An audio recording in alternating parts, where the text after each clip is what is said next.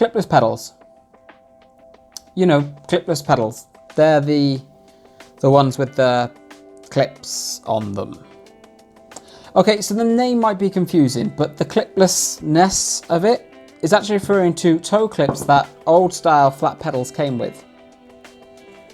Usually with a leather strap also. In 1984, French cycling company Look designed the first practical clipless pedal system, and the next year Bernardino won the Tour de France using these pedals. Clipless systems consist of three constituent parts: the shoe, the cleat, and the pedal. The cleat attaches to the bottom of your cycling shoe by either 2 or 3 bolts. The most common road cleats are the Look Keo and the Shimano SPD SL.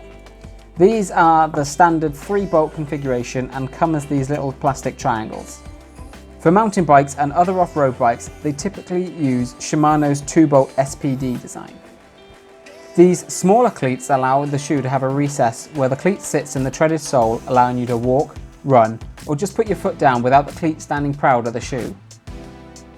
Therefore, you'll need to buy the corresponding pedal for the cleat system you've chosen. Careful when buying Look or Shimano SPD SL road pedals, as they can look quite similar to first-time buyers. Third-party road pedals tend to be Look compatible, so you have a bit of a wider choice with Keos.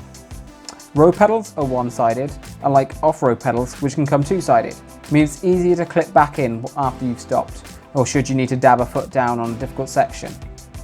Clipping into the pedals is done by lining the front of the cleat up with the front of the pedal, and applying pressure and forcing your foot down to move the spring back before it snaps back, locking the cleat into the pedal.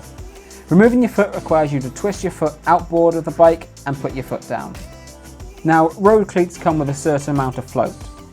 Look Keo users can have a choice of 0, 4.5 and 9-degree float. This is the amount of flexibility your foot will have from side to side without unclipping from the pedal. You'll have to find the float that's best for you, but for any system I'd always recommend going for the middle amount. Your pedals are likely to have a small hex key slot for adjusting your spring retention on your pedals, which will hold you tighter or looser in the pedal. There's a fair amount of adjustability with where you can mount your cleat on your shoe. However, it is recommended that the balls of your feet should sit over the pedal axle, with your toes slightly pointing outwards away from the bike so your heels come in marginally. If you can set your bike up on a static trainer and go through a couple of revolutions and adjust if necessary, you'll soon find your optimal cleat position. If you don't have a static trainer, it's best to practice clipping in and out by propping yourself up against a wall. Clip in and out with the foot you're going to put down for support when you come to a stop on the road, like a set of traffic lights or a junction. All you need to do is give your foot a slight twist out and put your foot down. When you first start, you'll probably be unclipping as you start to stop, but as you grow in confidence, you'll be able to almost come to a complete standstill before unclipping and putting your foot down. Clipping back in, you may have to look at the pedal the first couple of times, but you can do this by feel, and the mechanism at the back of your road pedals are likely to weigh the back end down, meaning you can find the toe of the pedal with your cleat and push on through to engage. Mountain bike pedals that are dual-sided can be much easier to use in this regard, as no matter what side you press on, you'll be able to clip in. Repeat this several times to get familiar with it.